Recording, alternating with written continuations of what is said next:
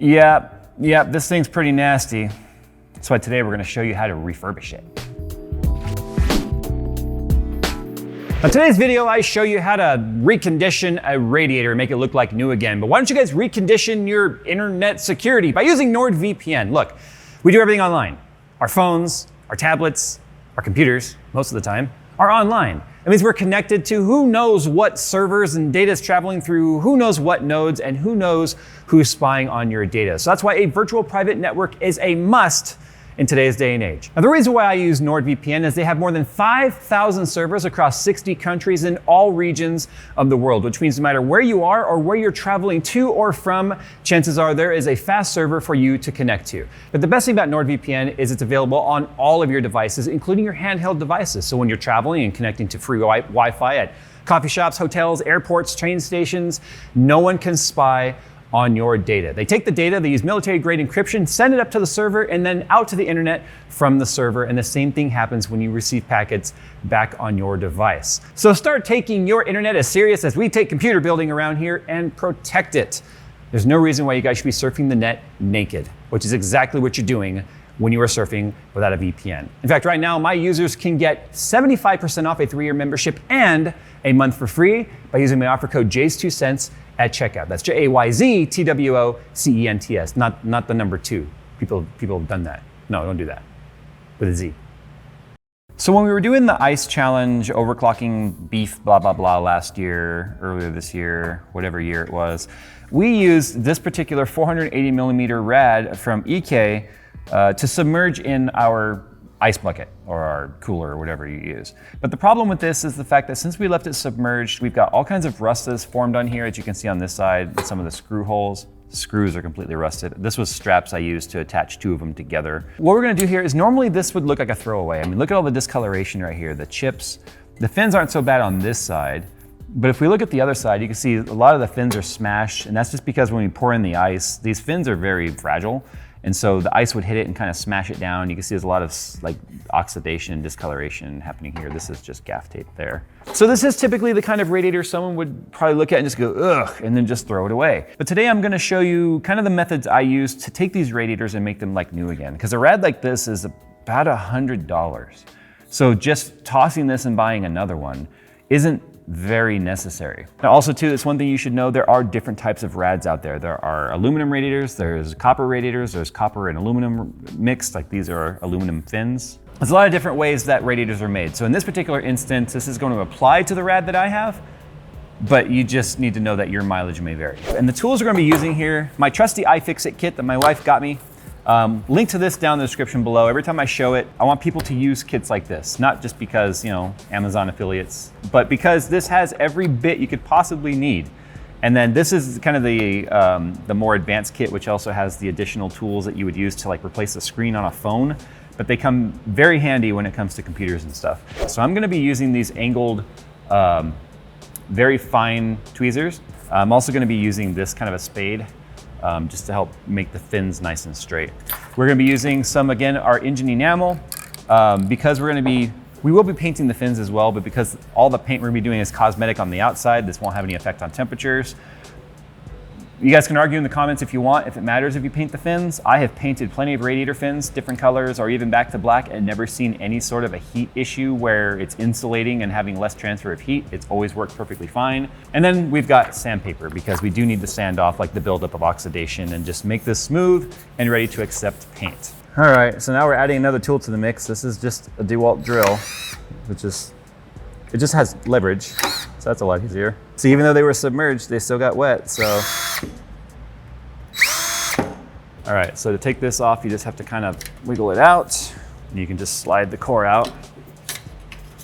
That looks like something I just pulled out of a junkyard. So now we're gonna go ahead and straighten out the fins. So because when the fins take impact, they sort of smash flat, you don't wanna be impatient with this. You're just gonna take the tweezers and you're just gonna kind of squeeze them back to straight again. This is the part that's gonna take the longest and be the most tedious.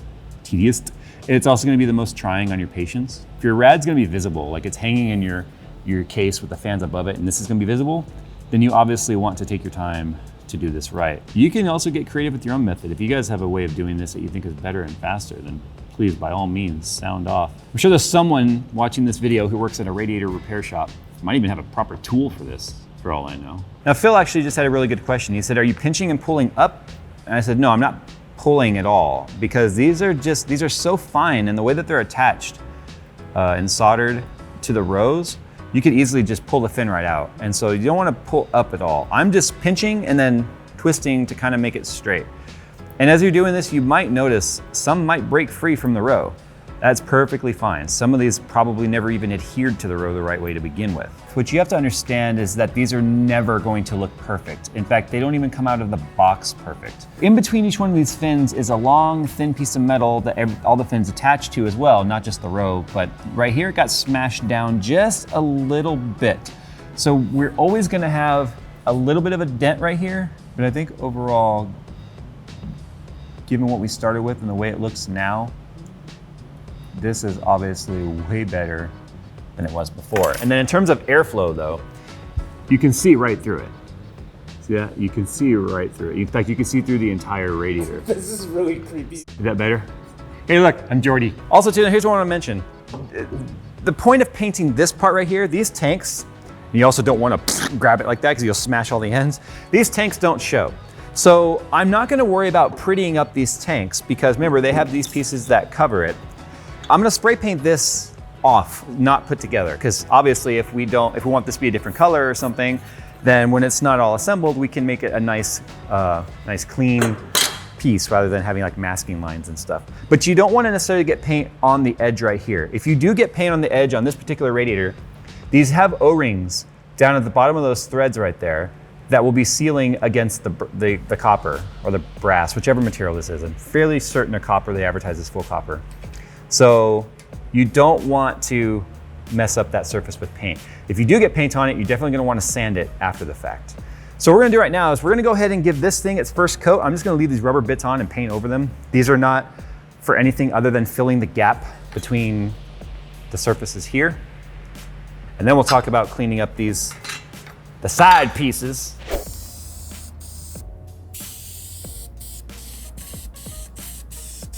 It's not even that much paint. It might look like it. It's really not that much paint. So now this leaves us with the end tanks while that paint is drying. So in this particular instance, this is I'm fairly certain a powder coat. This is an aluminum piece, which we've already talked about. And there's a lot of different options you can do here. You could sand it down. And in this particular instance, we might lose our letters because it seems like these letters, feels like these were masked off and then painted and then the letters were peeled up. So that's the actual bare aluminum. So we gotta sand all this down, get it all ready for paint. And the nice thing is because this is aluminum, could even go the route of polishing this and making a polished case. So here's all the end tank pieces, nice and sanded. I didn't worry about doing the inside at all. A little bit of that surface rust can stay there. This is just from what leaked off the screws, which you can see right there. We'll talk about those in a sec.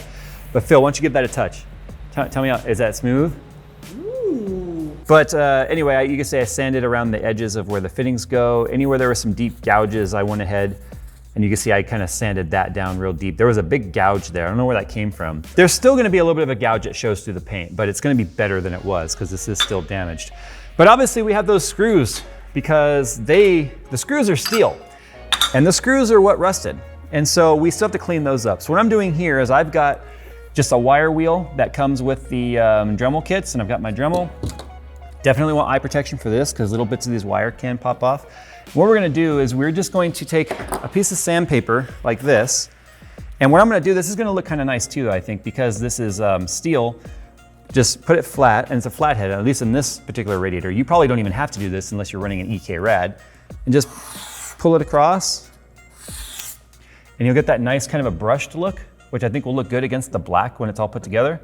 But the threads, we've got to deal with the threads, and we've got rust on there. So obviously we don't want rust. Once it's there, it will continue to eat and continue to feed. And so I'm just gonna put it in the end of my pliers like this. You don't need to hold it very tight. Just like that, so you can see the threads are sticking up. And then I'm taking my wire wheel on low speed. So there's a before and an after. I mean, most of the screw is gonna be hidden. You're only gonna see the head, but obviously you don't want the rust on there. So this is what the main core ended up looking like now that it's all dry and stuff. This is the side that was all smashed. that we, as you can see, fixed. In fact, you have to really look to find where that really bad smashed area was. Yeah, this turned out so good. And then if you look at this side, the side that had hardly any damage. So what we're gonna do now is we're gonna spray these pieces separately, and make sure you clean them off real good too, because the table even turned black. I gotta clean the table because so much paint dust came off as you're sitting there sanding it. You don't want dust on this, obviously. You could use alcohol and other low-tack cloths and stuff to get off all the debris and dust and dirt that could still be left on here. Because obviously you want a clean surface to adhere to. I'm not gonna bother primering it though, because it's not like something that's gonna be getting used a bunch and abused and handled. So the paint will stick. I've used this method before. So we're gonna do a final painting on that. Where did my screws go? Oh, here they are. I wanted to show you guys how the screws turned out after doing the wire brushing. So there are the screws right there. As you can see, they're all nice and rust free. And if I flip this one over and hopefully the light can catch it, you can see I sort of sanded. Yeah, my fingernails look nasty too with all that black dust under there. So it's gonna have kind of like a shiny look against the rad, just a little bit of a fine detail. So let's go ahead and paint these pieces, put a couple coats on here. Then we're gonna reassemble it. And because during the reassembly, some scratching might happen, we'll probably do another dusted layer once it's all fully assembled. So let's go and get these pieces painted. So that's the way that the ghosted out emblem looks on there. I like that way better. So we're gonna go ahead and reassemble this now. Hopefully do the best we can without scratching anything. All right, so what I like to do to make the paint nice and uniform is lose my paper towels. And now I just gently wipe like this. So it gets rid of some of the like dusted particles from the paint that are still sitting on there. And I always go in the same method. Don't do circles or anything like that. Because see how we're getting this dust on there? So I'll kind of do a clean part. So that's clean. See how it's starting to turn black? So what I'm doing here is I'm not pushing down or applying any sort of like crazy force or anything like that. I am simply removing like the paint dust particles that are just sitting on the surface. This is how it turned out. A radiator that was perfectly worthy of going in the trash is now perfectly worthy of being put into a new build with some new life. So what I would obviously recommend, based on the abuse we put this through, is then using some sort of a flush, like a proper radiator flush cleaning solution, whichever method you want to do.